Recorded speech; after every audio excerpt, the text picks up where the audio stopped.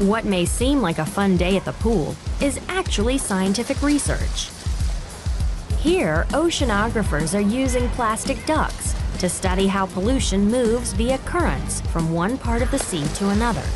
These plastic ducts spilled from a ship in the mid-Pacific ended up on an Alaskan shore. Scientists used the ducts to map the ocean's surface currents. Knowledge of sea currents is crucial to understanding how water, nutrients, and anything else that happens to fall into the water moves around the world's oceans.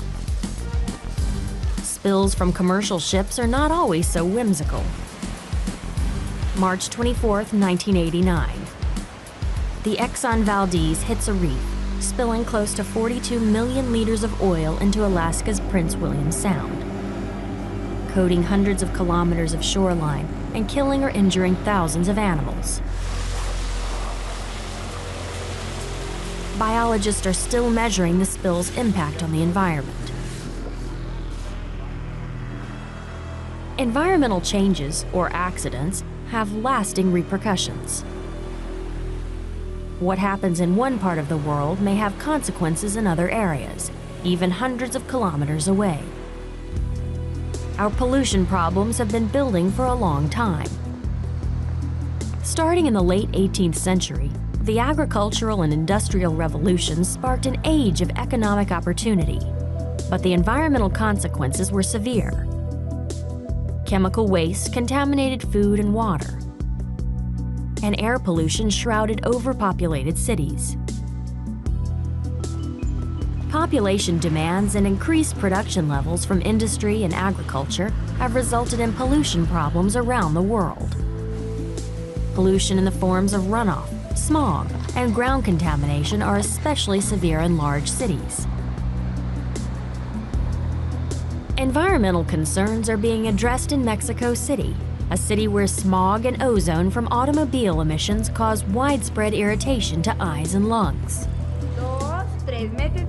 Because these pollutants are so small, they are easily embedded in the respiratory tract. This boy is being tested for lung damage. Dr. Margarita Castillejos works with patients affected by air pollution in Mexico City. Here in Mexico City, we have a really big problem of pollution. The pollution comes from the industries and also from the automobiles. We have here more or less 3 million cars cruising every day the city. With over 100 million people, Mexico City has some of the worst pollution problems in the world. Toma aire. Sopla todo, saca. Dr. Castillejos monitors her patient's lung damage. Ahora sí suelta. Bien. Muy bien.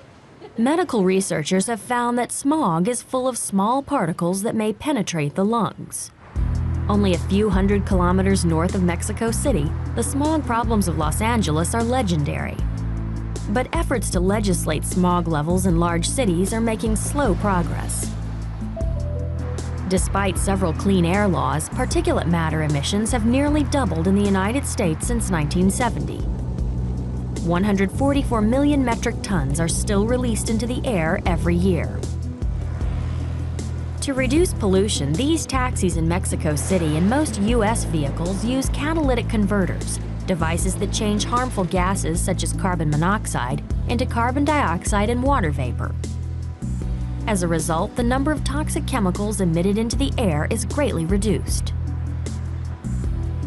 Corn-based ethanol could someday replace our fossil fuel-based gasoline.